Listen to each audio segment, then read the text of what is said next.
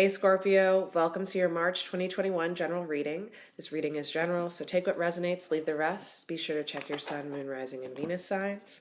As always, in the description box below is information about all the decks that I used in this reading, as well as how to book a one-on-one reading with me. And for all you aspiring readers out there, there's also a link to my new tarot course if you'd like to check it out.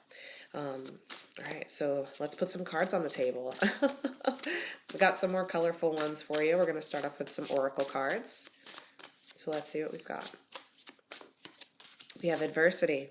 I accept that challenges are the best way to learn. You may have isolated yourself in some way in order to protect yourself, in order to perhaps hold on to your wisdom or some information of some kind, but it's starting to leak through and people are beginning to challenge what you know in order for you to rejoin the ranks, to build some type of community, to join forces with others. Here we have friendship. I understand that a friend is in my life for a reason. And it could be you keeping yourself away from this one person. Maybe you feel like you know something about them or you're worried about them getting to know you a little bit better. But it's always necessary to recognize that we ourselves are impermanent, and we may know ourselves in one moment and then question everything we know the next, right? That's just human nature. Here we have courage. I find the inner strength to face fear with confidence. And I think at the end of the day, it's about connecting, relating, and building intimacy with people. And as we do so, we begin to learn more about ourselves. We change our story. We change our internal narrative, and we're able to reinvent ourselves in every moment, with every conversation, with every connection. And underneath we have balance. I bring a state of perfect harmony into my world, and I do so without judgment. And so I feel like whatever things that you've been kind of holding or harboring against yourself or against another person, you're finally able to clear some of that and start to feel lighter, start to feel there's more mobility or availability within yourself or from this person. Maybe you're concerned because you feel like things have usually been really one-sided in terms of your commitments with others. Here with adversity, we have divinity. And it's like you hold the key to whether or not you're able to access to what you're able to access, right? And you basically decide what you're available for.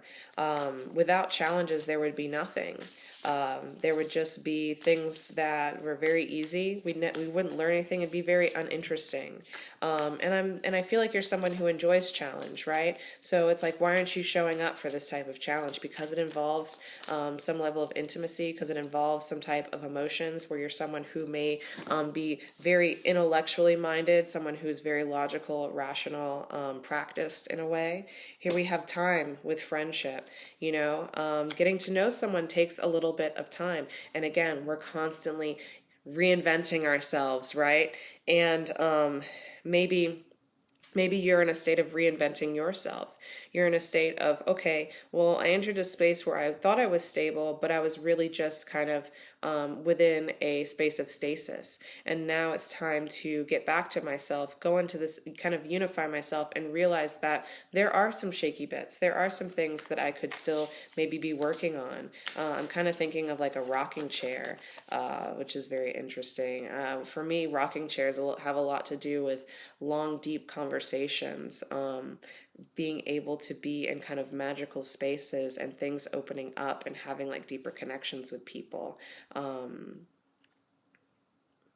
Yeah, it's the stuff that happens between the larger things. Grounded with courage. We have number 22 on that. I'm seeing a lot of twos. That's some high priestess energy. It's also the energy of duality, of polarity, of challenge, of the other. There's something about the other here that is really being put forth, and how we recognize oneself as we build relationships with the other, as we relate to them, the places of where things are in common and the places where we are challenged to gain new perspective, gain insight, recognize the conditions that others are impacted by, and the conditions that we hold ourselves to or are created from.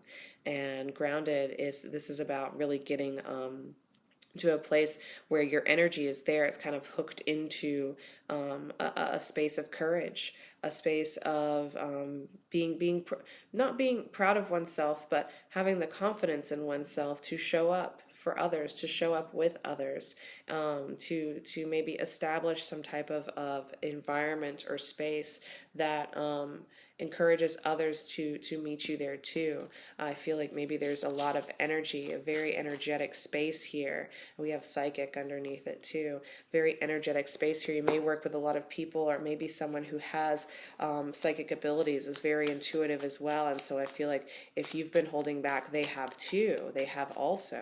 And it's like someone's got to break this stalemate energy a little bit, because there's a lot that's in common and a lot to be shared. I love the kind of play between this hourglass and this Vesica Pisces. It's like, just kind of this stream happening. Maybe there was some type of situation that got you two to kind of come together, and it felt like a kind of night and day shift in terms of each one's impression of the other. And then with this psychic thing, it's like, yeah, but I'm not them. It's like still wanting that sense of individuality, but also maybe fearing the type of energy that is there, and not being sure really how to cultivate it, how to pursue it, how to stabilize it in a way that nurtures it and honors it. Here we have the King of Wands with divinity and adversity. So with this King of Wands, it's like kind of knowing how to act, knowing what you want to create, and then acting from that space. Being able to take charge, being able to make moves, being able to take the action, living up to your promises. You may have difficulty making promises that you can't keep, and I feel like maybe you need an accountability partner in that to some degree. And here we have the Seven of Wands. It's like no, but it's like you're probably defending yourself in some way. You make promises in order to table things somehow. Let's see. We have the Ten of Pentacles with time and friendship. So there's the Ten of Pentacles. And I feel like this is some type of relationship that could be very long-standing, that could actually help build and grow a much grander space of appreciation, to let more people in, to form a solid community of sorts, to create some type of legacy, to build a family here. There's a lot of commitment that's available in this space. Here we have the Seven of Pentacles with grounded and courage. And I feel like someone, maybe you focus a lot on work, or maybe this other person does, and doesn't really take much time to relax or enjoy or to play. There is a youthfulness there, but there's also being really focused on what's worth their time, what's worth their energy. Perhaps they work really hard, or you yourself work very hard, and are doing their best to invest for the long term, to not take too much now in hopes that there will be more later. And then we have the Temperance card. And it's like really working kind of like with what you got. I feel like this Temperance being is kind of watching this person in the Seven of Pentacles, and they're hoping to offer them something, offer them a gift of love. It's like they're pouring into this plate, this water, and they want to offer them something, maybe something that allows them to see themselves and their worth, and maybe to change what they focus on, to maybe change their circumstances a bit, to feel good about themselves, to see themselves in a way that offers them a chance to feel refreshed, right? And that's really lovely. But there's something about like fear of rejection here that I feel like is really major. Here we have the Page of Swords with the King of Wands.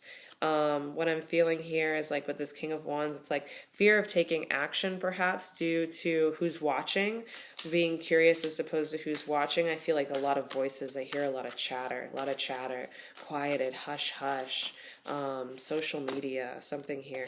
Two of Pentacles as well, and it's having to do with a splitting of resources, but it's like it doesn't at first doesn't feel bountiful, but it's actually very it's almost like a sharing of wealth that doesn't feel bountiful, but it's the mindset. It's like, okay, well, what am I actually paying to gain here? And then we have the King of Cups. Interesting. Page of Swords and King of Cups. And this King of Cups, they're not an aloof character by any means, but I feel like there's someone who has a lot of connection with themselves. They're not conceited, but they sit kind of alone, and they're very much in their feelings. They exist in this space that is difficult to define, which may make it difficult to approach them. And so it's like being very slow and cautious. Perhaps you're hibernating because you don't yet have the energy or the confidence to offer something to them. You want it to be a blessed and perfect offering, but but time, I think, is of the essence here. And we have the Three of Pentacles here. Yeah, because it's like kind of being watched and how you end up stacking this energy over time. Like there's something here. It's like eventually there's going to be a point of desire where building is going to become important. Building something, building upon something. I think people are paying attention.